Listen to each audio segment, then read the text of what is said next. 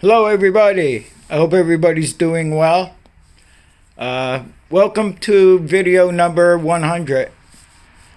On the previous video here, this most recent Gravely build had an oil leak on it. I don't know if you watched the previous video that I made on this. And I found that the bottom end casing here was sorry about all that shaking. Where the bottom end casing splits is a two-piece casing on here. I changed the bottom end on this engine because when I first got this tractor, something seriously went wrong with the bottom end. I have a video I made where I split the casing apart and found what happened to it, and I'll leave a link down in the comments if you want to watch that video. At any rate, I put the bottom end on. I don't know any of the history. I don't remember any of the history with this bottom end I put on here, and I know it sat for a while. The only thing is, I explained in the previous video, is when you take the bottom end off, it comes off from this part here where it mounts into the transmission, and there's no reason to take the split the case apart. Now, I don't know if the case did come apart. I don't know. Sitting here, I don't know what happened. At any rate, it only had a leak at the very bottom here, right? So the rest of the gasket seemed to be okay. Otherwise, if it was leaking like all around and not in just this one spot here, I would have just went ahead and disassembled the whole thing and split the case apart and got a gasket for it.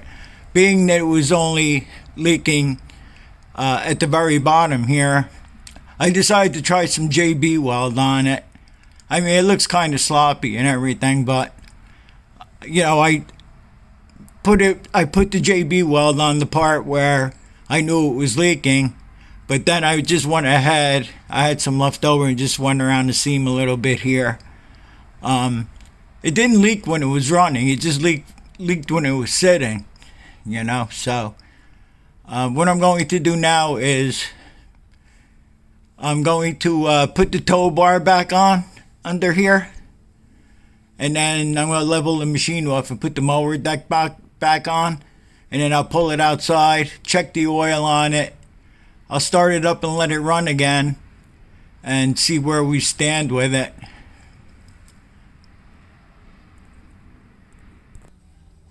Just to let you know, I put the JB Weld on there about 23 hours ago. I like to let it cure for like 24 hours. They have the quick drying JB Weld, and I did try that a couple of times, but I wasn't happy with that. So I use the original formula, and I think they say to wait 24 hours. I usually wait longer, but over here, if I can find it, this is what's left over on the paper I mixed it up on, and it's really hard, so it cured pretty good. So underneath is all painted. Well, I painted it before I started shooting this video, so we'll see how it starts up. Once I get it started, I'll shut the camera off and let it warm up real good and see if we have any drips. I had to put about a quarter of a quart of oil in it. So let's see what happens. Usually starts on 2 poles, one with the choke, and then I'll have to take the choke off it and try it again or whatever. It's a little cold today, but let's see.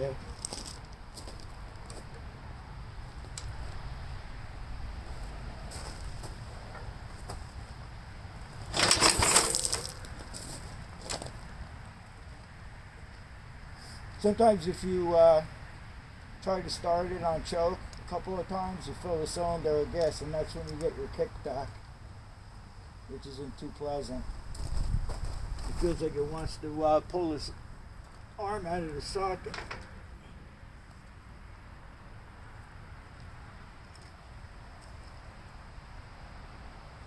Turn the gas on.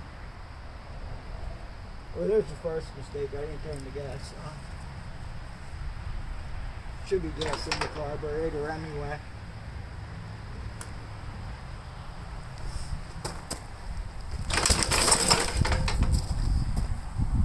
A little choke maybe.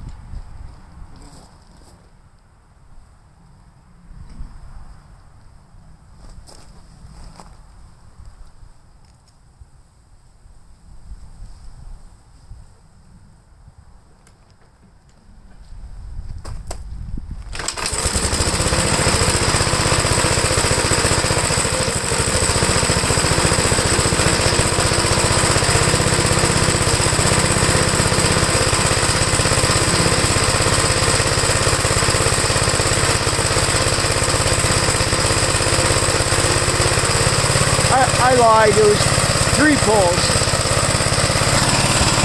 Well, I'm not seeing anything so far. It's bone dry under there right now.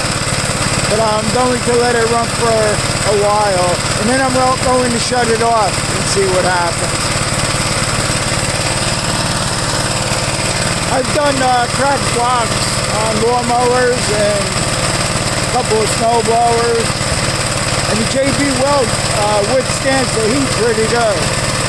As long as you're not near, especially on a gravely, especially if you're not near the exhaust system, I mean, it'll melt if you put it around any exhaust parts or anything like that.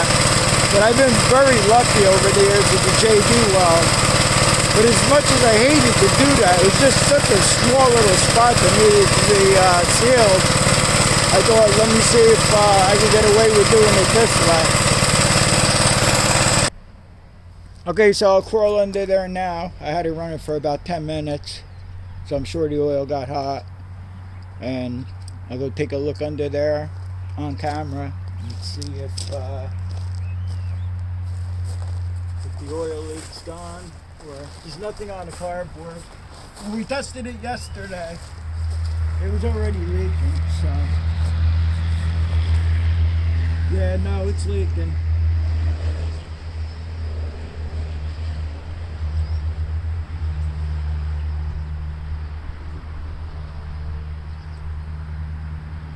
It's leaking right in that same spot again.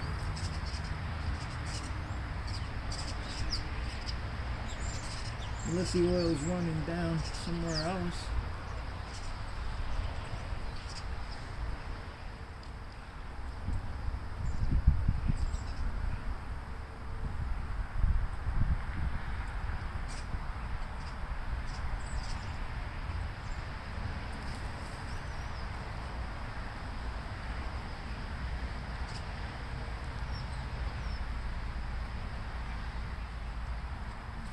Can't really tell what's going on. It seems like that very same spot. The oil's not running down anywhere.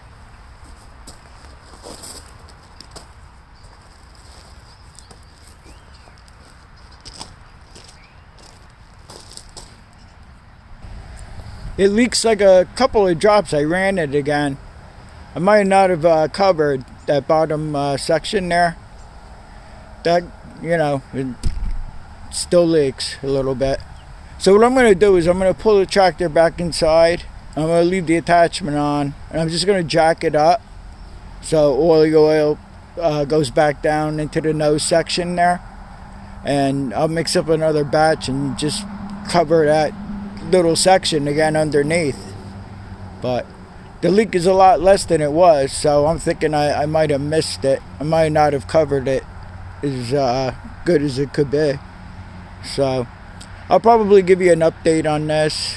I'll go mix up a batch of JB Weld now, and then the next video will probably be a real short one to let you know if it stopped or not. I think it's supposed to rain tonight and tomorrow, so it'll probably be a couple of days before I do it.